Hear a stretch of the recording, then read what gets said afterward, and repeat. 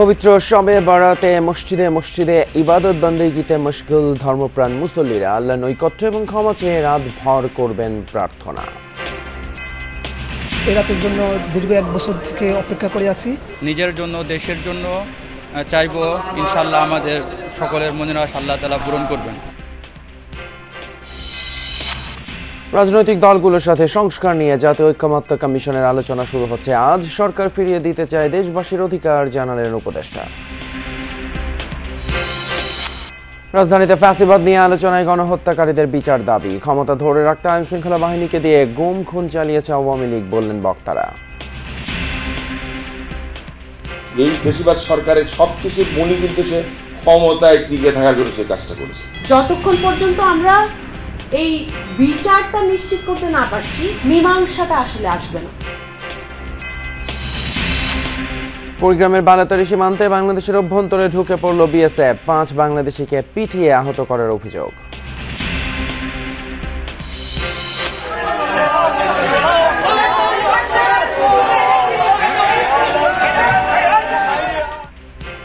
চট্টগ্রামের হালি শহরে প্লাস্টিকের গোদামে আগুন। 1 ঘন্টার চেষ্টা নিয়ন্ত্রণে আনে ফায়ার সার্ভিস। রূপগঞ্জে ফিলিং স্টেশনে গাড়িতে আগুন লেগে শিশুর মৃত্যু।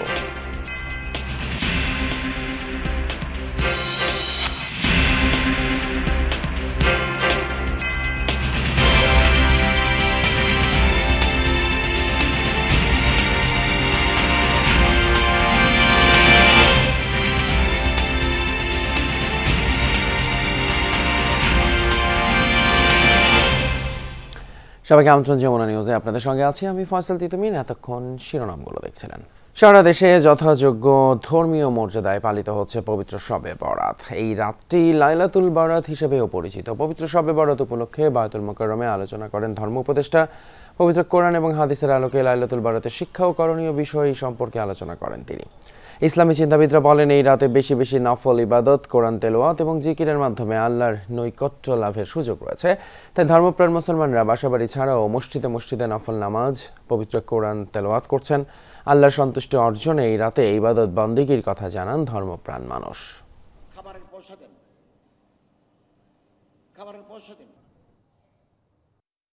এই রাতের জন্য দীর্ঘ 1 বছর থেকে অপেক্ষা করে আছি। ইনশাআল্লাহ এখানে আসছি, আজকে রাত্রে এখানে ইবাদত করব। আমরা মহান রব্বুল আলামিন এর দরবারে নিজের জন্য দেশের জন্য চাইবো, ইনশাআল্লাহ আমাদের সকলের মনের আশা আল্লাহ তাআলা পূরণ করবেন। আপনারা যাকাত গরিব দুঃখী মানুষকে দিবেন, আত্মীয় স্বজনকে দিবেন। অল্প টাকা ইসলামী ফাউন্ডেশনের যাকাত বোর্ড একটা অ্যামাউন্ট দিবেন, এবং এই অল্প টাকা আমরা এত সততার সাথে স্বচ্ছতার সাথে বিতরণ করি, নয় করার সুযোগ নাই। জাতীয় ঐক্যমত্য কমিশনের প্রথম বৈঠক অনুষ্ঠিত হবে আজ। সংস্কার প্রস্তাব নিয়ে রাজনৈতিক দলগুলোর সাথে আলোচনা শুরু হবে। শিল্প এবং গণপূর্ত উপদেষ্টা আদিলুর রহমান খান বলেন, সংস্কারের মধ্য দিয়ে নতুন ব্যবস্থাপনা এগোবে দেশ, যার মধ্য দিয়ে ফ্যাসিবাদ আর মাথা চাড়া দিয়ে উঠতে পারবে না। জুলাই অভ্যুত্থান শেষে গঠিত অন্তর্বর্তী সরকার রাষ্ট্রের বিভিন্ন ক্ষেত্রে সংস্কারের লক্ষ্যে পৃথক পৃথক কমিশন গঠন করে, যেখানে রাজনৈতিক দল, সংগঠন সহ বিভিন্ন অংশীজন তাদের প্রস্তাব তুলে ধরে। সেই সম্মিলিত প্রস্তাব ও নিজেদের ভাবনা নিয়ে সংস্কার প্রস্তাবনা অন্তর্বর্তী সরকারের কাছে তুলে ধরে কমিশনগুলো। সবগুলো কমিশন প্রধানকে নিয়ে অন্তর্বর্তী সরকারের প্রধান উপদেষ্টার নেতৃত্বে গঠিত হয় জাতীয় ঐক্যমত গঠন কমিশন, যেখানে আলাপ আলোচনার মধ্য দিয়ে নির্ধারিত হবে চূড়ান্ত সংস্কার প্রস্তাব। শনিবার বসতে যাচ্ছে সেই জাতীয় ঐক্যমত গঠন কমিশনের প্রথম বৈঠক, যে বৈঠকে অংশ নেয়া ছাত্র প্রতিনিধি, রাজনৈতিক দল, সংগঠন আর অংশীজনদের ঐক্যমতের ভিত্তিতেই নির্ধারিত হবে আগামী বাংলাদেশ বিনির্মাণের নতুন কাঠামো, চূড়ান্ত হবে রাষ্ট্রের সংস্কারের রূপরেখা। রাজধানীতে স্বৈরাচার প্রতিরোধ দিবসের এক অনুষ্ঠানে শিল্প ও গণপূর্ত উপদেষ্টা বলেন, অন্তর্বর্তীকালীন সরকার মানুষের অধিকার ফিরিয়ে দিতে চায়। নতুন এ ব্যবস্থাপনায় ফ্যাসিবাদ আর মাথাচাড়া দিয়ে উঠতে পারবে না।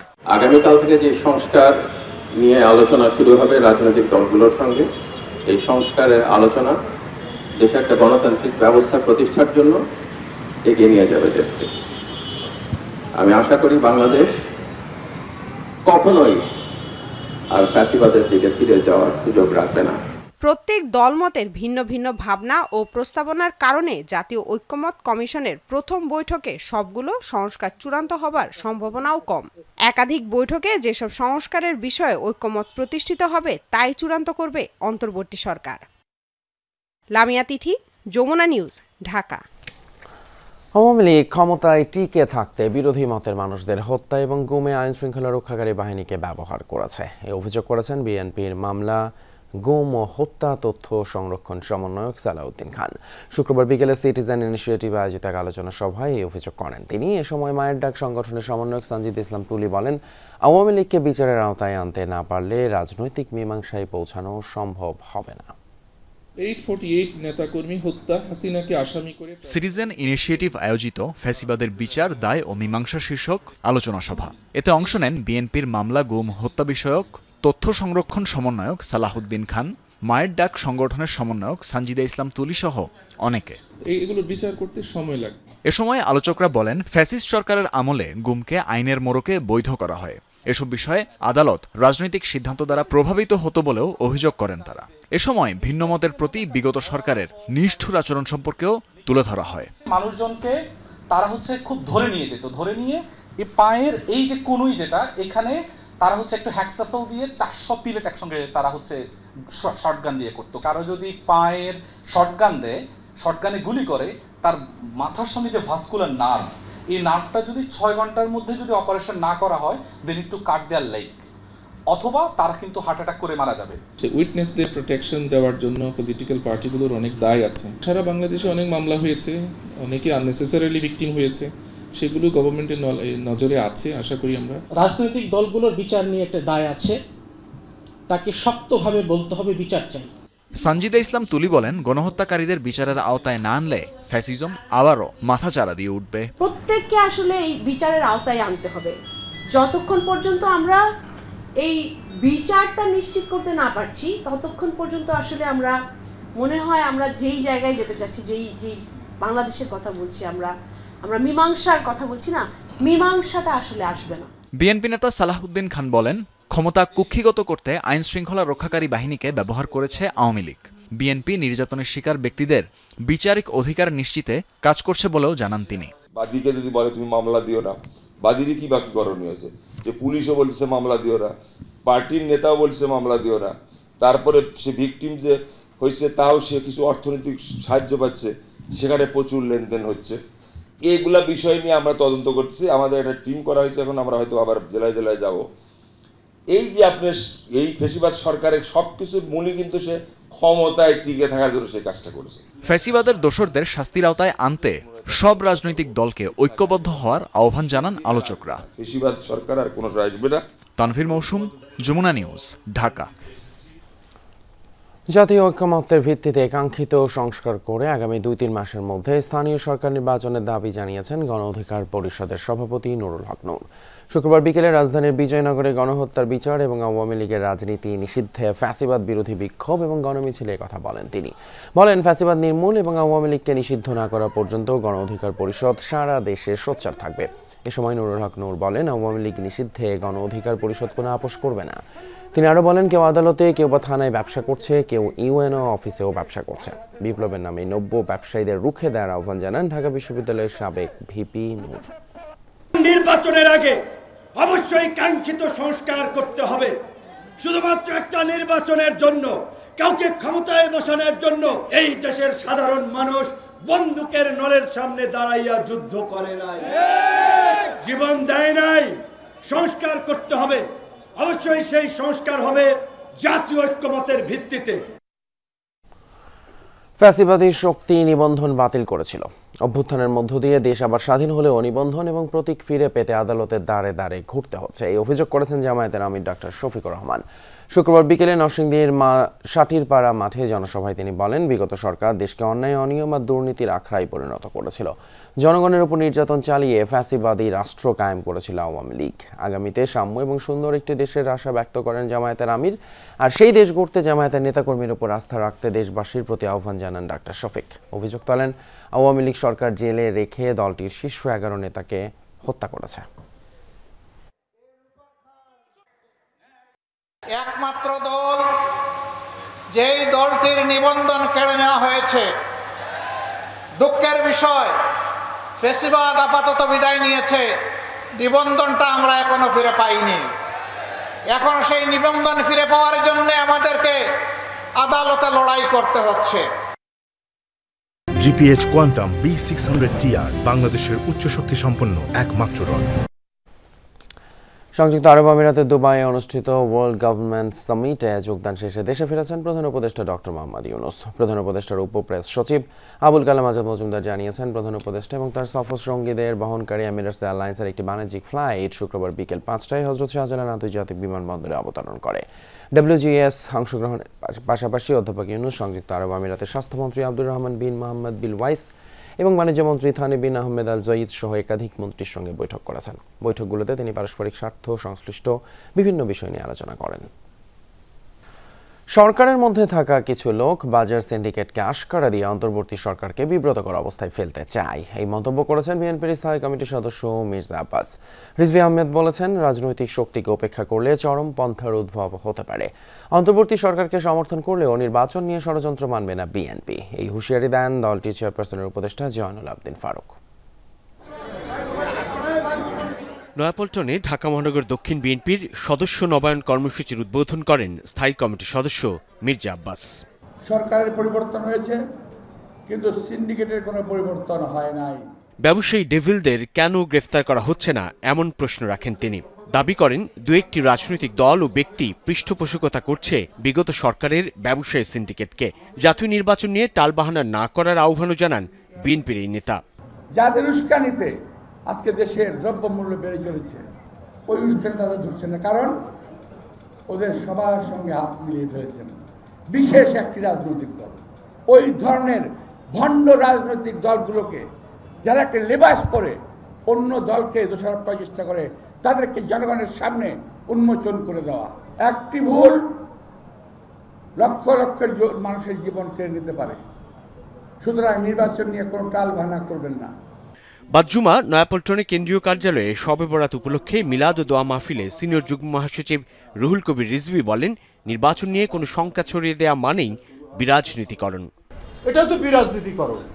এই বিতর্কটা নিয়ে এসে স্থানীয় সরকার আগে না পার্লামেন্ট আগে, মাথা আগে থাকে না লেজ আগে থাকে, আর এটার মধ্যে দিয়ে চরমপন্থার উত্থান হতে পারে।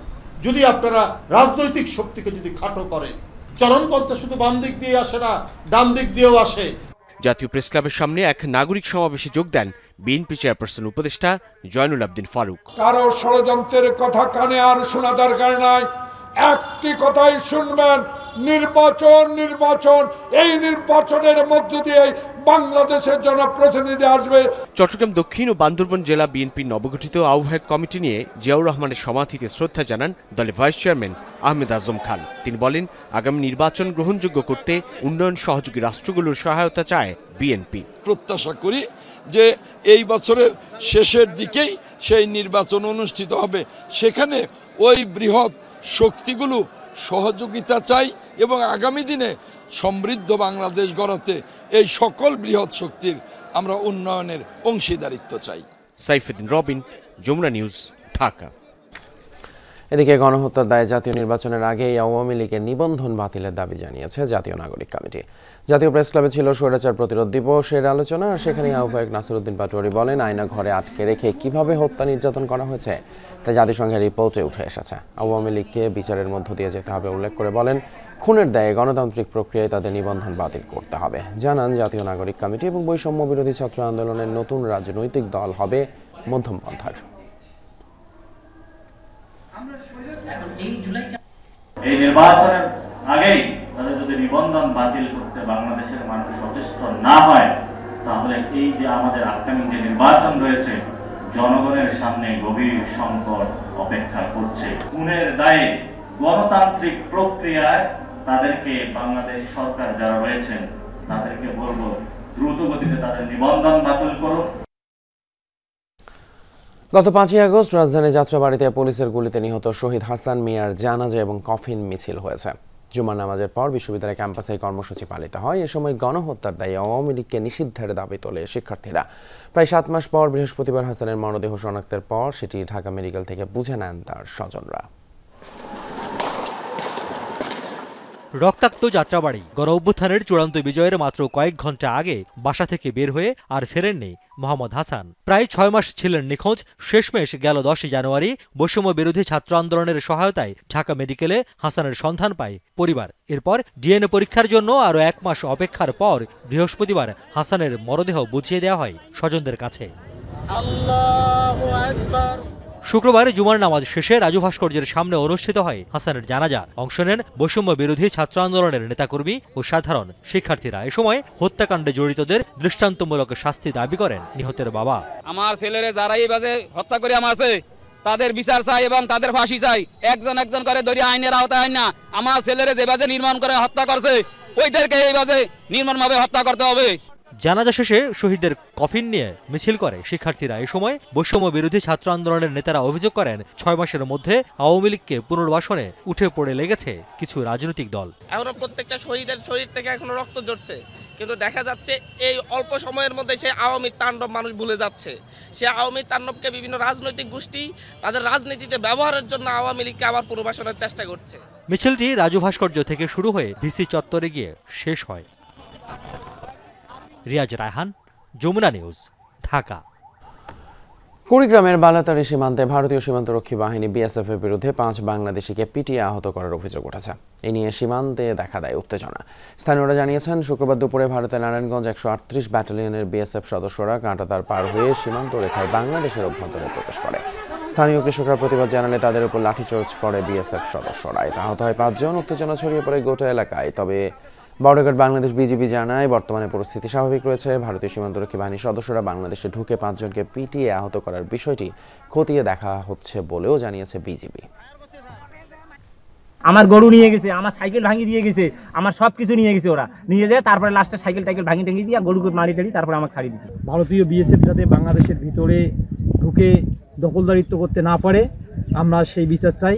বাংলাদেশি সবাই একজোট হলেও আমরা নাহলে 50 জনের উপরে আসছে, এসে মনে করেন যে কোনো কথা নাই, পিটাপিটি ধাওয়াধাওয়ি শুরু করে দিল। চট্টগ্রাম মহানগরীতে প্লাস্টিকের গুদামে লাগা আগুন নিয়ন্ত্রণে এনেছে ফায়ার সার্ভিস। স্থানীয়রা জানায়, শুক্রবার সন্ধ্যা 7:30টার দিকে হালি শহরের মুন্সিপাড়া এলাকায় আতশবাজির আগুন থেকে আগুনের সূত্রপাত। আশপাশ থাকা কয়েকটি বহুতল ভবনেও ছড়িয়ে পড়ে এই আগুন। খবর পেয়ে ঘটনাস্থলে ফায়ার সার্ভিসের 6টি ইউনিট গিয়ে আগুন নিয়ন্ত্রণে আনে। তাদের সাথে যোগ দেয় নৌবাহিনীর একটি ইউনিট। এই ঘটনায় কেউ হতাহত হয়নি, তবে পুড়ে গেছে প্লাস্টিকের গুদামটি। এখানে প্লাস্টিকের যে ক্যারেটগুলো আছে ওখান থেকে আগুন জ্বলে উঠছে এবং ধোঁয়াটা দেখছি রাস্তা থেকে। এখান থেকে দূরে আসি দেখছি এখানে প্লাস্টিকের ক্যারেট যেগুলো আছে ওগুলো সব জ্বলে যাচ্ছে। এখানে কলোনির ছেলেরা আতশবাজিগুলো এখানে ক্যারেট ছিল, প্লাস্টিকের ক্যারেট, ওই যেগুলো যে বন্দর থেকে বের হয়, এই ক্যারেটের মধ্যে এরা আতশবাজিটা বোমাটাও এখানে নিক্ষেপ করছে। ওই নিক্ষেপ থেকে আগুনের সূত্রপাত ছিল অল্প। এখানে আগুনটা কিছুটা নিয়ন্ত্রণ করে, তার ভিতরে বিল্ডিং এগুলোর 2টা বিল্ডিং ধরে গেছে। নারায়ণগঞ্জের রূপগঞ্জে একটি সিএনজি পাম্পে গ্যাস নেওয়ার সময় গাড়িতে আগুন লেগে এক শিশু নিহত হয়েছে। শুক্রবার বিকেলে তারাবো পৌরসভার কর্ণগোপ এলাকার একটি পাম্পে এই দুর্ঘটনা ঘটে। নিহত জিহান উপজেলার রূপসী নয়নগর এলাকার শরীফ মিয়ার ছেলে। প্রত্যক্ষদর্শীরা জানায়, গ্যাস নেওয়ার সময় 3 বছরের জিহান প্রাইভেট কারে বসেছিল। সিএনজি ডেলিভারি নজেলের পাইপ লিকেজ থেকে গাড়ির ইঞ্জিনে হঠাৎ আগুন ধরে যায়। এ সময় পুরো ছাই হয়ে যায় গাড়িটি। শিশুটির মর্মান্তিক মৃত্যু ঘটে। আধ ঘন্টা চেষ্টায় পরে আগুন নিয়ন্ত্রণে আসে।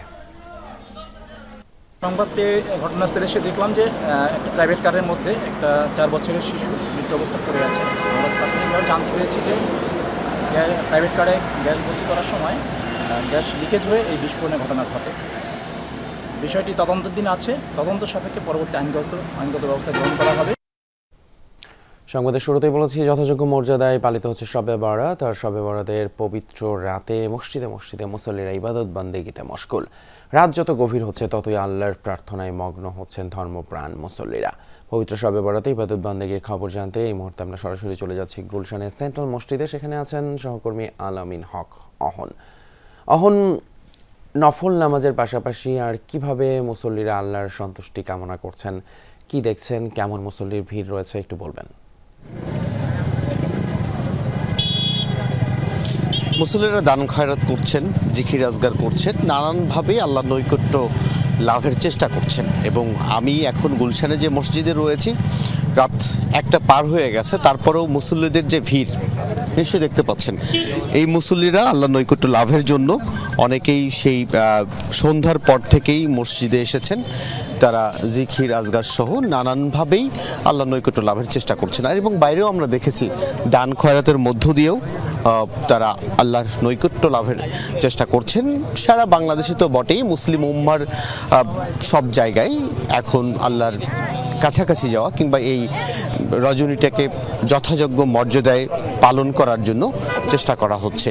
এবং আপনি জেনে থাকবেন, এর আগেই তো বিএনপির পক্ষ থেকে আতশবাজি, পটকা এগুলো নিষিদ্ধ করা হয়েছে, যে কারণে আজ রাজধানীতে কোনো আতশবাজি কিংবা পটকা কোনো কিছুই আমাদের চোখে পড়েনি। যদিও এর আগের প্রেক্ষাপট একেবারেই ভিন্ন ছিল। কিছুদিন আগেও আমরা দেখেছি, কয়েক বছর আগেও এমন রজনীতে আতশবাজি, পটকার একটা আধিক্য ছিল। তবে জনমনে যেন আতঙ্ক তৈরি না হয়, যে কারণে ডিএমপির পক্ষ থেকে এবার সেই নিষেধাজ্ঞা দেওয়া হয়েছে। গেল 2 বছর আগেও আমরা দেখেছি সেটি পরিহার করার চেষ্টা করছেন মুসল্লিরা এবং তারা জিকির আজগার এবং নামাজের মধ্য দিয়ে আল্লাহর নৈকট্য লাভের চেষ্টা করছেন। তিতুমির আলামিন হক, অসংখ্য ধন্যবাদ আপনাকে। গুলশানের সেন্ট্রাল মসজিদ থেকে জানাচ্ছিলেন পবিত্র শবে বরাত খবর। অন্যদিকে টঙ্গীর তুরাগ তীরে চলছে বিশ্ব ইজতেমার 3য় পর্ব। অংশ নিচ্ছেন মাওলানা সাদ কান্ধলভির অনুসারীরা। প্রথম দিন জুম্মার নামাজ পড়ান মাওলানা সাদের ছেলে ইউসুফ আল সাদ। নামাজ শেষে মুসল্লিরা জানান তারা কোনো বিভেদ চান না। পুলিশ জানিয়েছে ইজতেমার নিরাপত্তায় সতর্ক আছে আইন শৃঙ্খলা রক্ষাকারী বাহিনী। ভোর থেকেই টঙ্গীর তুরাগ তীরে মানুষের ঢল। 3য় পর্বের ইজতেমায় যোগ দিতে জড়ো হয়েছেন মাওলানা সাদ কান্ধলভির অনুসারীরা। ফজরের পর মাওলানা আব্দুস সাত্তারের বয়ানের মধ্য দিয়ে শুরু হয় দিনের কার্যক্রম। এরপর খিত্তায় খিত্তায় চলে বয়ান। অংশগ্রহণকারীরা জানালেন শুধু ইসলামের টানেই এসেছেন তারা। আল্লাহর জন্য আসছি আমরা, অন্য কোনো উদ্দেশ্য আমরা নেই। আমরা শুধু চাই ইজতিমা, আমরা শুধু চাই দিনের মেহনত। শবে বরাতের পূর্ণময় রাত্রে আমরা এখানে ইবাদত বন্দেগী কানাবো, এটা আমাদের আল্লাহ তাআলার কাছে একটা বিশেষ বড় মেহেরবানি আমাদের উপরে। বেলা বাড়ার সাথে সাথে চলতে থাকে নানা আনুষ্ঠানিকতা আর প্রস্তুতি। চলে সবাই মিলে একসাথে রান্না করা, গোসল, অজু। শবে বরাতের আগে জুম্মার দিনে সবাই একসাথে নামাজ পড়ার অপেক্ষা। জুম্মার দিনে নামাজে ইমামতি করেন মাওলানা সাদ কান্ধলভির বড় ছেলে ইউসুফ আল সাদ। নামাজে অংশ নেন লাখো মুসল্লি। তাদের কণ্ঠে একতার সুর, এক সুতোই বাঁধতে চান সবাইকে। দোয়া করা হয় বিশ্বের মুসলিম উম্মার শান্তি কামনা করে। বিশ্ব মুসলিম উম্মার শান্তি কামনা করছি। বিশেষ করে ফিলিস্তিনি যারা গাজাবাসী যারা আছে, যাদের উপর যে নির্যাতন হচ্ছে, তাদের জন্য দোয়া চেয়েছি। আমরা ভাগাভাগি না করি, এরকম মানুষের সাথে দ্বন্দ্ব বিদ্বেষ না করি। আমরা সবসময় চাই এক হইতে, সারা বিশ্বের মুসলমানরা এক হোক। গাজীপুর মেট্রোপলিটন পুলিশের কমিশনার জানান, ইজতেমায় হামলার প্রচারণা চালাচ্ছে একটি পক্ষ, তবে সতর্ক আছে আইন শৃঙ্খলা বাহিনী। টেবিল হানকে এড়ানোর জন্য কিছু দুষ্কৃতিকারী এই ইজতেমা মাঠকে ব্যবহার করতে পারে, এখানে এসে আশ্রয় নিতে পারে, এখানে অস্থিতিশীল পরিস্থিতি তৈরি করতে পারে। সেই ব্যাপারেও আমাদের লক্ষ্য আছে। আমরা মুরব্বীদেরকে বলেছি, আপনাদের নজরে যদি এরকম কোনো দুষ্কৃতিকারী পড়ে তাহলে আমাদেরকে জানাবেন। রোববার দুপুরে আখেরি মোনাজাতের মধ্য দিয়ে শেষ হবে এবছরের 3 পর্বের বিশ্ব ইজতেমা। দিনরাত ইবাদত বন্দেগীর মধ্য দিয়ে মাওলানা সাদ কান্ধলভির অনুসারীরা পালন করছে বিশ্ব ইজতেমা। এভাবেই আগামী বছরগুলোতে সব পক্ষের সাথে সব ভেদাভেদ ঘুচিয়ে পালন করতে চান তারা এই বিশ্ব ইজতেমা। তানভীর সিদ্দিক টিপু, যমুনা নিউজ, টঙ্গী, গাজীপুর। যমুনা টেলিভিশনের ভুয়া কার্ড ব্যবহার করে চাঁদাবাজি করায় মনির হোসেন নামে আরও একজনকে গ্রেপ্তার করেছে র্যাব। রাজধানীর সূত্রাপুরের কলতাবাজার এলাকায় মনির হোসেনের বাসার সামনে থেকেই তাকে আটক করা হয়। তথ্য প্রযুক্তি এবং গোয়েন্দা নজরদারির মাধ্যমে তাকে আটক করেছে র্যাব। মনির হোসেন চাঁদাবাজি চক্রের সাথে জড়িত। প্রাথমিক অনুসন্ধানে সেটি নিশ্চিত হওয়া গেছে। এই চক্র দেশের বিভিন্ন জায়গায় যমুনা টেলিভিশনের নাম ব্যবহার করে জালিয়াতি এবং চাঁদাবাজি করে আসছে।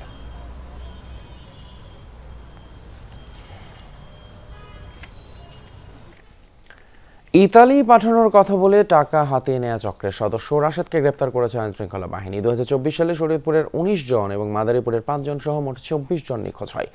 ইতালি পাঠানোর কথা বলে সকলের পরিবার থেকে 15 লাখ টাকা পর্যন্ত হাতিয়ে নেয় 2 প্রতারক সহোদর রাশেদ খান এবং কামরুজ্জামান খান। শুক্রবার রাজধানী যাত্রাবাড়ি থেকে রাশেদকে গ্রেপ্তার করা হয়। তার বিরুদ্ধে ঢাকা, শরীয়তপুর এবং মাদারীপুর সহ বিভিন্ন থানায় মানব পাচারের একাধিক মামলা রয়েছে। এ বিষয়ে গেল 31 জানুয়ারি প্রতিবেদন প্রচার করে যমুনা টেলিভিশন। তবে নিখোঁজদের সন্ধান না মেলায় দুশ্চিন্তা কাটেনি স্বজনদের। মাদারীপুরের শিবচরে সেনাবাহিনীর মেজর পরিচয়ে সাধারণ মানুষকে ভয় দেখিয়ে বিকাশ এবং নগদের মাধ্যমে টাকা হাতিয়ে নেওয়ার ঘটনায় 3 জনকে গ্রেপ্তার করেছে যৌথ বাহিনী। উপজেলার বিভিন্ন স্থানে বৃহস্পতিবার বিকেল থেকে শুক্রবার দুপুর পর্যন্ত অভিযান চালিয়ে তাদের গ্রেপ্তার করা হয়। গ্রেপ্তারকৃতরা হলেন চক্রের মূল হোতা শিবচর পৌরসভার ডিসি রোড এলাকার জাহাঙ্গীর শেখ, একই এলাকার সীমান্ত মালো এবং পৌরসভার 2 নম্বর ওয়ার্ডের কাউসার শিকদার। পুলিশ জানিয়েছে প্রতারক চক্রটি সেনাবাহিনীর মেজর পরিচয়ে দীর্ঘদিন ধরে মানুষকে ভয়ভীতি দেখিয়ে লক্ষ লক্ষ টাকা হাতিয়ে নিয়েছে। তথ্য প্রযুক্তি এবং যৌথ বাহিনীর সহায়তায় চক্রের মূল হোতা সহ 3 জনকে গ্রেপ্তার করা হয়। তারা আদালতে স্বীকারোক্তিমূলক জবানবন্দিও দিয়েছে। চক্রের অন্য সদস্যদের গ্রেপ্তারে অভিযান চলছে বলে জানিয়েছে পুলিশ। সাভারের আশুলিয়ায় গ্যাস সিলিন্ডার বিস্ফোরণে শিশু সহ অন্তত 11 জন দগ্ধ হয়েছেন। শুক্রবার রাত 9:30টার দিকে আশুলিয়ার গুমাইলে আমজাদ ব্যাপারীর বাড়িতে এই ঘটনা ঘটে। দগ্ধদের মধ্যে 4 জনই শিশু। প্রত্যক্ষদর্শীরা জানিয়েছে 2 তলা বাড়ির উপরের তলায় 2 সন্তান নিয়ে ভাড়া থাকত সুমন। রাতে তার ভাই সোহেল পরিবার নিয়ে সেখানে বেড়াতে যান। পিঠা বানানোর সময় গ্যাস সিলিন্ডার বিস্ফোরণ হয়ে আগুন ধরে যায়। এতে তাদের পরিবারের শিশু ও নারী সহ মোট 11 জন দগ্ধ হয়। পরে তাদের উদ্ধার করে স্থানীয় হাসপাতালে নেওয়া হলে প্রাথমিক চিকিৎসা শেষে ঢাকা মেডিকেলের বার্ন ইউনিটে পাঠানো হয়েছে। চিকিৎসকরা বলছেন 3 জনের অবস্থা আশঙ্কাজনক। রাঙামাটিতে অবৈধ সিএনজি অটোরিকশা ছড়াছড়ি। পাহাড়ি অঞ্চলে যাতায়াতের একমাত্র বাহন এটি, ফলে একের পর এক রাস্তায় নামছে। সড়কে রীতিমতো যাত্রীর চেয়ে সিএনজি বেশি, আর সবগুলি রেজিস্ট্রেশনবিহীন এবং নম্বরবিহীন। এদের দৌরাত্মে অতিষ্ঠ বৈধ সিএনজি চালক এবং স্থানীয়রা।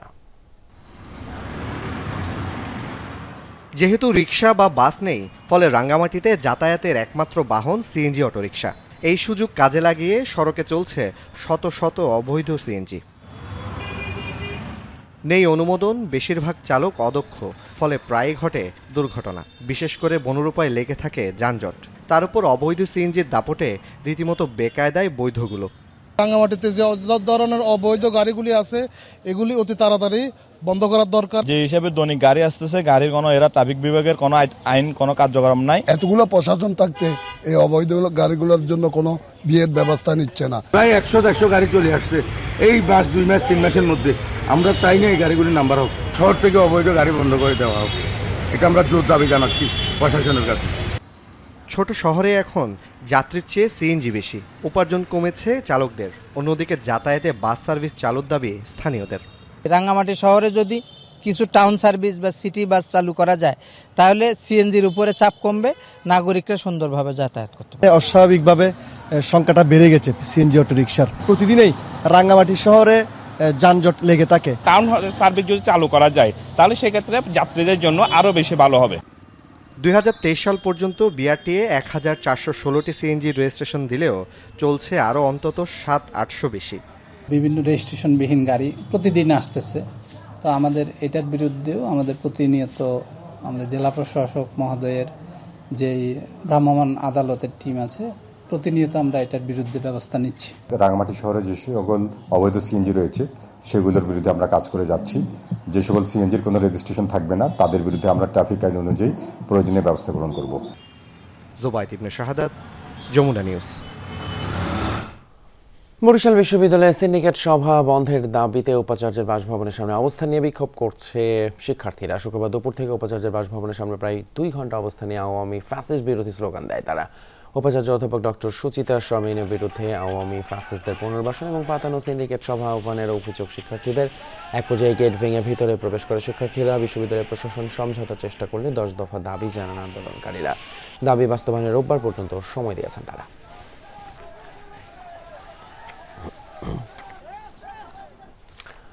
বিশ্ব ভালোবাসা দিবসে বই মেলায় ছিল উপচে পড়া ভিড়। শুক্রবার বিকেল থেকে শেষ পর্যন্ত অসংখ্য মানুষের পদচারণায় মুখর ছিল গোটা মেলা প্রাঙ্গণ। যদিও অগণিত মানুষের তুলনায় পাঠক বা বই ক্রেতা বেশ কম বলে অভিযোগ লেখক প্রকাশকদের।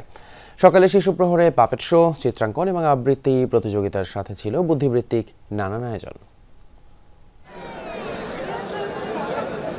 একে তো বিশ্ব ভালোবাসা দিবস, তার উপর সাপ্তাহিক ছুটির দিন। অমর একুশে বইমেলায় তাই উপচে পড়া ভিড়। বেশিরভাগেরই পোশাকে বসন্ত আর ভালোবাসার আবহ। প্রায় প্রতিটি স্টলেই পাঠকের আনাগোনা। মেলার অলিগলি সবখানে মানুষ। মেলায় আসার কারণ হচ্ছে আমার বাবার নতুন বই প্রকাশ পেয়েছে। আর্ট রিলেটেড বই আমাদের বাংলাদেশে একটু কম। একাডেমিক পড়াগুলো শেষ করতে করতে কি হয়, বই পড়ার টাইম থাকে না অনেক সময়। অনেক পরিচিত লেখকদের সাথে দেখা হয়। সার্চ করতেছি কমেডি বা অ্যাকশন বই। সূচিপত্র দেখব, যিনি লেখক ওনার ব্যাকগ্রাউন্ড কি সেটা অবশ্যই দেখব। পাঠকের এমন ভিড়ে খুশি লেখক, প্রকাশক ও বিক্রেতারা। পছন্দের লেখকের বই কিনছেন লাইন ধরে। অটোগ্রাফের পর ফটোগ্রাফ, সাথে যুক্ত হয়েছে সেলফিও। লেখকও সানন্দে মেটাচ্ছেন আবদার। লোকজন অনেক বেশি আসতেছে আজকে, আলহামদুলিল্লাহ বিগত দিনগুলোর থেকে বেচাকেনা ভালোই হচ্ছে। প্রত্যেকটা মানুষই আমাদের আরাধ্য মানুষের সঙ্গে ওই সংস্পর্শ কিংবা সান্নিধ্যের স্মৃতিটুকু যত্ন করে সংরক্ষণ করতে চাই। সো এটাকে আমি খুবই অসাধারণ একটি ইতিবাচক ব্যাপার হিসেবেই দেখছি। সে একজন লেখকের সাথে সেলফি তুলতেছে, সে একটা বই কিনুক বা না কিনুক, বইটা হাতে নিয়ে সে ছবি দিচ্ছে, তখন আরেক বন্ধু উৎসাহিত হয়। যদিও অনেকেরই অভিযোগ বই কিনছেন না দর্শনার্থীদের বড় একটা অংশ। আগের মতো হচ্ছে বই এখন আর মানুষ কেনে না, এখন হচ্ছে মোবাইলের যুগ। হার্ড কপি বই এইভাবে এই ধুলাবালির মধ্যে এসে কেনা, সেটা তো আসলে সঙ্গত কারণেই একটু কম হবে। আমরা যারা নতুন, আমাদের পরিচিত লেভেল থেকে ছাড়া অন্যরা খুব কম নিচ্ছে। সত্যিকারের পাঠকরাও কাছে আগাতে পারছে না এই ছবি তোলার জন্য। এবার বাংলা একাডেমির পক্ষ থেকে ব্যতিক্রমী আয়োজনও ছিল শিশুদের জন্য। পাপেট শো, চিত্রাঙ্কন ও আবৃত্তি প্রতিযোগিতার সাথে ছিল বুদ্ধিবৃত্তিক নানা আয়োজন। বই মেলায় বই কিনতে ভালো লাগে, ড্রয়িং করতে ভালো লাগে। এই পাপেট শোটা, এটাতে অনেক আনন্দ পেয়েছি, পরে আমরা ছবি তুলেছি। এর আগে সিসিমপুর দেখেছিলাম, এবার পাপেট দেখেছি। সিসিমপুর হচ্ছে না, তাই জন্য আমার খারাপ লাগছে। শনিবার ছুটির দিন, ঢাকা বিশ্ববিদ্যালয়ের ভর্তি পরীক্ষা থাকায় মেলা শুরু হবে দুপুর 2টায়। থাকবে না শিশু প্রহর। শওকত মঞ্জু শান্ত, যমুনা নিউজ, ঢাকা।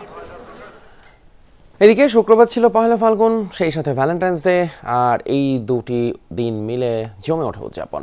উৎসবে মুখর ছিল পুরো রাজধানীও। শুক্রবার সকালে ঢাকা বিশ্ববিদ্যালয়ের চারুকলা অনুষদের বকুলতলায় শুরু হয় বসন্ত উৎসব 1431। বাসন্তী রং লাগে পুরান ঢাকাতেও। এই রং যেন অক্ষত থাকে সারা বছর, সেই প্রত্যাশা আপামর বাংলাদেশের। আয়োজকরা বললেন, প্রকৃতির প্রতি আরো সহনশীল হতে হবে মানুষকে। সেই বার্তাই ছিল এবারের আয়োজনে।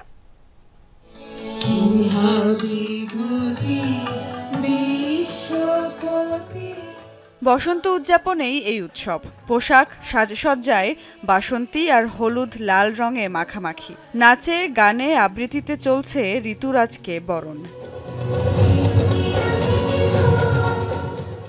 সকাল থেকে চারুকলার বকুলতলায় জাতীয় বসন্ত উদযাপন পরিষদের এই আয়োজন। বসন্তের নানা রঙে সেজে হাজির হন নানা বয়সী মানুষ।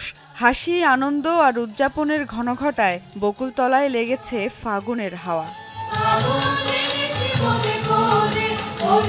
প্রতি বছরই আমাদের আশা হয়, তো আমাদের উদযাপনটা খুব ভালো কাটছে।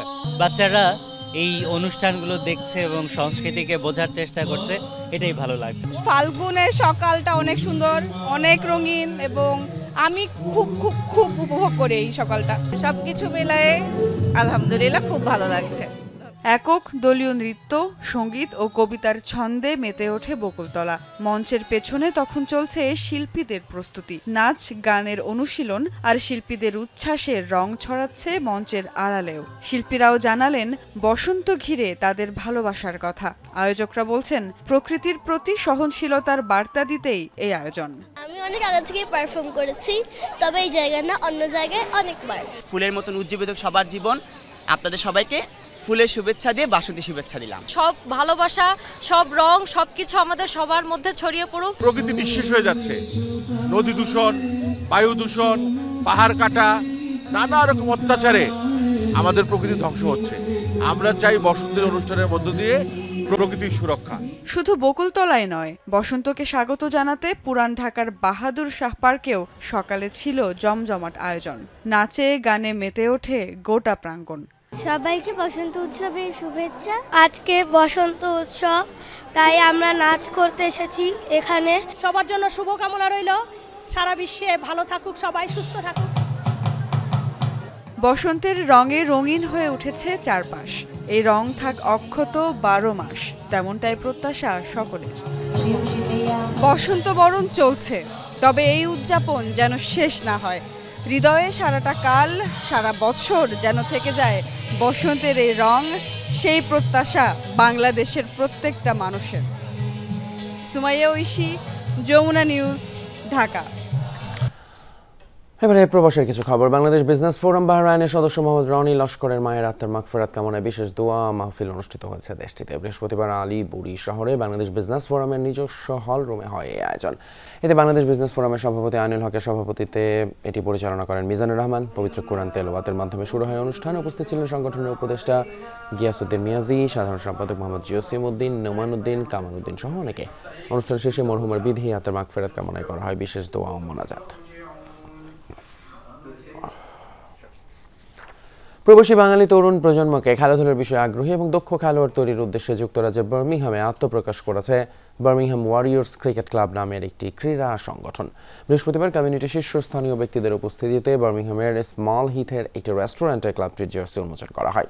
বার্মিংহাম ওয়ারিয়র্স ক্রিকেট ক্লাবের অন্যতম সদস্য শিহাব নাজাম সঞ্চালনায় ইমরান আহমেদের পবিত্র কোরআন তেলাওয়াতের মাধ্যমে শুরু হয় অনুষ্ঠান। স্বাগত বক্তব্য রাখেন ক্রীড়া সংগঠনটির অন্যতম সদস্য মোহাম্মদ হুমায়ুন রশিদ। আরও বক্তব্য রাখেন সংগঠনের সদস্য মুরাদ হোসেন, বাঙালি কাউন্সিলর সাদেক মিয়া শামসু, কমিউনিটি নেতা আলহাজ কবির উদ্দিন, লোকমান চৌধুরী সহ আরও অনেকে। সুধী সমাবেশে নতুন ক্লাবের সকল সদস্যদের পরিচিতি পর্বের পর অনুষ্ঠানে আগত অতিথিদের সম্মাননা স্মারক দেওয়া হয়। খেলার খবর। ক্রিকেট চ্যাম্পিয়ন্স ট্রফিতে অংশ নিতে দুবাই পৌঁছেছে বাংলাদেশ জাতীয় ক্রিকেট দল। শুক্রবার সকালে দুবাই আন্তর্জাতিক বিমানবন্দরে অবতরণ করে ক্রিকেটারদের বহনকারী বিমানটি। চ্যাম্পিয়ন হওয়ার মিশনে আজ থেকে অনুশীলন শুরু নাজমুল শান্তদের। এদিকে 19 ফেব্রুয়ারি শুরু হচ্ছে চ্যাম্পিয়ন্স ট্রফির মহারণ। পরদিন ভারতের বিপক্ষে ম্যাচ দিয়ে শুরু হবে বাংলাদেশ দলের মাঠের লড়াই। এরপর 24 এবং 27 ফেব্রুয়ারি গ্রুপ পর্বের শেষ দুই ম্যাচে শান্তদের প্রতিপক্ষ নিউজিল্যান্ড ও পাকিস্তান। এর আগে দুবাইয়ে পাকিস্তান এ দলের বিপক্ষে একটি প্রস্তুতি ম্যাচ খেলার সুযোগ পাচ্ছে বাংলাদেশ। মিশন সফল হলে চ্যাম্পিয়ন্স ট্রফিতে 27 কোটি টাকা পাবে শান্ত মিরাজরা। কোনো ম্যাচ না জিতলেও পকেটে ঢুকবে কোটি টাকা। শুরু হতে যাওয়া চ্যাম্পিয়ন্স ট্রফির প্রাইজ মানি ঘোষণা করেছে আইসিসি, যেখানে মোট পুরস্কার তহবিলে থাকছে 6.9 মিলিয়ন মার্কিন ডলার, বাংলাদেশি মুদ্রায় যার পরিমাণ প্রায় 83 কোটি 37 লক্ষ টাকা।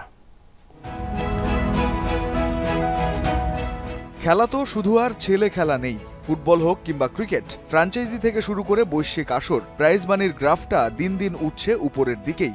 8 বছর পর হাইব্রিড মডেলে পাকিস্তান ও সংযুক্ত আরব আমিরাতে শুরু হতে যাচ্ছে চলতি বছরের আইসিসির সবচেয়ে বড় ইভেন্ট। এবার দ্বারপ্রান্তে থাকা সেই চ্যাম্পিয়ন্স ট্রফির প্রাইজ মানি ঘোষণা করল আইসিসি।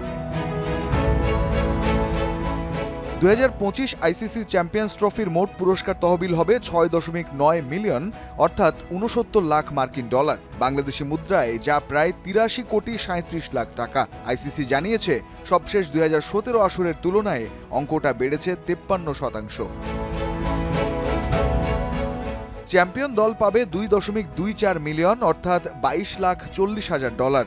সুতরাং বলা যায় বাংলাদেশি মুদ্রায় 27 কোটি 6 লাখ টাকা পাবে এবারের আসরের চ্যাম্পিয়ন দল। টাইগার অধিনায়ক নাজমুল শান্তর বলে যাওয়া কথা মতো মিশন শেষ হলে টাইগার স্কোয়াডে থাকা প্রত্যেকের ব্যাংক অ্যাকাউন্টে ঢুকবে কোটি টাকা। শান্ত মিরাজরা রানার্স আপ হলে পাবেন 11 লাখ 22 হাজার ডলার, বাংলা টাকায় পরিমাণটা 13 কোটি 53 লাখ টাকা। ফাইনালের মঞ্চে উঠতে ব্যর্থ হওয়া দুই সেমিফাইনালিস্ট পাবে 5 লাখ 60 হাজার ডলার করে, বাংলাদেশি মুদ্রায় সেটাও 6 কোটি 77 লাখ টাকার সমান। গ্রুপ পর্ব থেকে বিদায় নেওয়া দলকেও মোটা অঙ্কের টাকা পুরস্কার দেবে আইসিসি। 8 দলের টুর্নামেন্টে পঞ্চম ও ষষ্ঠ অবস্থানে থাকা দুই দল পাবে 3.5 লাখ ডলার, অর্থাৎ 4 কোটি 23 লাখ টাকা করে। 7 ও 8 নম্বরে থেকে টুর্নামেন্ট শেষ করলেও কোটি ছোঁবে অঙ্কটা, তারা পাবেন 1 লাখ 40 হাজার ডলার, অর্থাৎ বাংলাদেশি মুদ্রায় 1 কোটি 69 লাখ টাকা করে। গ্রুপ পর্বের প্রতিটি ম্যাচ জয়ের জন্য দলগুলো পাবে 34 হাজার ডলার, টাকায় যা 41 লাখ 8 হাজার। কোনো ম্যাচ না জিতলেও টাকা পয়সা নিয়ে মন খারাপের সুযোগ রাখেনি আইসিসি। টুর্নামেন্টের 8 দলই এমনিতেই পাবে 1 লাখ 25 হাজার ডলার করে, টাকায় গুনলে যা 1 কোটি 51 লাখ। রঞ্জন শান্ত, যমুনা স্পোর্টস। এবার আন্তর্জাতিক প্রসঙ্গ। পশ্চিম তীরে তাণ্ডব চালিয়ে যাচ্ছে ইসরায়েলি বাহিনী। তুলকারেম, জানিন, রামাল্লা সহ বিভিন্ন এলাকায় চলছে সাঁড়াশি অভিযান। জঙ্গি নির্মূলের নামে হেনস্থা করা হচ্ছে বেসামরিক নাগরিকদের। বার্তা সংস্থা ওয়াফা জানিয়েছে শুক্রবার আটক করা হয়েছে বেশ কয়েকজনকে, যাদের বেশিরভাগেরই বয়স 18 বছরের নিচে। ইসরায়েলি বাহিনীর গুলিতে নিহতও হয়েছেন এক ফিলিস্তিনি। আইডিএফ সেনাদের পাশাপাশি আগ্রাসন চালাচ্ছে ইসরায়েলি দখলদাররাও। ফিলিস্তিনের বাড়িঘরে চালাচ্ছে লুটপাট ভাঙচুর। আন্তর্জাতিক গণমাধ্যমগুলো বলছে চলতি বছর এই পর্যন্ত শুধু জেনিনেই প্রাণ হারিয়েছেন 25 ফিলিস্তিনি, বাস্তুচ্যুত হয়েছেন 20,000-এরও বেশি।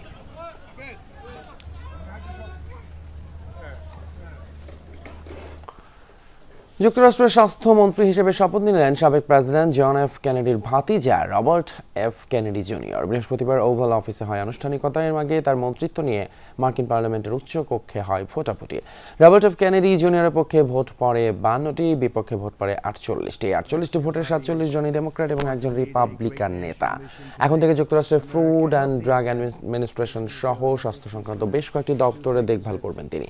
যুক্তরাষ্ট্রের ক্রনিক ডিজিজের ইতি টানবেন বলে প্রতিশ্রুতি দিয়েছেন এই নেতা।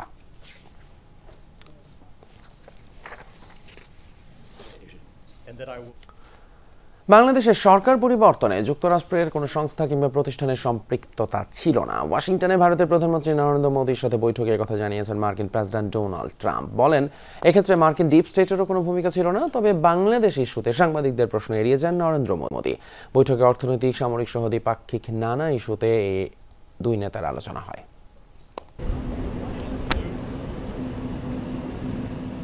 হোয়াইট হাউসে পৌঁছাতেই উষ্ণ অভ্যর্থনা জানানো হয় ভারতীয় প্রধানমন্ত্রী নরেন্দ্র মোদীকে। মার্কিন প্রেসিডেন্ট হিসেবে ডোনাল্ড ট্রাম্পের দ্বিতীয় দফায় দায়িত্ব পাওয়ার পর এই প্রথম হোয়াইট হাউস সফর নরেন্দ্র মোদীর। এরপরই বৈঠকে বসেন দুই নেতা। আলোচনা হয় বৈশ্বিক ও আঞ্চলিক সহ নানা ইস্যুতে। আলোচনায় স্বাভাবিকভাবেই উঠে আসে বাংলাদেশ প্রসঙ্গ। State of United States was involved to regime change during the Biden administration. Then Mohammed Yunus made Junior Soros also. Biden প্রশাসনের আমলে বিভিন্ন সংস্থা বা মার্কিন ডিপ স্টেট বাংলাদেশের সরকার পরিবর্তনের সাথে জড়িত থাকার বিষয়ে প্রশ্ন করা হয়।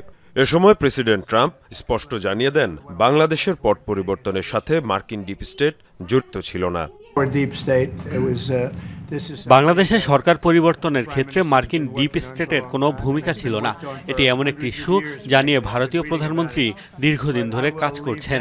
তাই বাংলাদেশ ইস্যুতে উত্তরের ভার আমি মোদির হাতেই ছেড়ে দিচ্ছি। এ পর্যায়ে বাংলাদেশ ইস্যুতে করার প্রশ্নের উত্তর দিতে ভারতীয় প্রধানমন্ত্রীর প্রতি আহ্বান জানান মার্কিন প্রেসিডেন্ট। তবে সেই প্রশ্ন এড়িয়ে যান মোদি। আলোচনা শুরু করেন ইউক্রেন ইস্যুতে। जहां तक रूस और यूक्रेन के बीच का लड़ाई का सवाल है, मुझे खुशी है कि राष्ट्रपति ट्रंप ने शांति के प्रयासों का इनिशिएटिव लेते हुए कल राष्ट्रपति पुतिन से बात की है। বৈঠকে সামরিক, কূটনৈতিক সহ নানা ইস্যুতে আলোচনা হয় দুই নেতার মধ্যে। ভারতের কাছে অত্যাধুনিক যুদ্ধবিমান বিক্রির প্রস্তাব দেন ট্রাম্প। পাশাপাশি দুই নেতা বাণিজ্যিক সম্পর্ক বাড়ানোর উপরেও জোর দেন।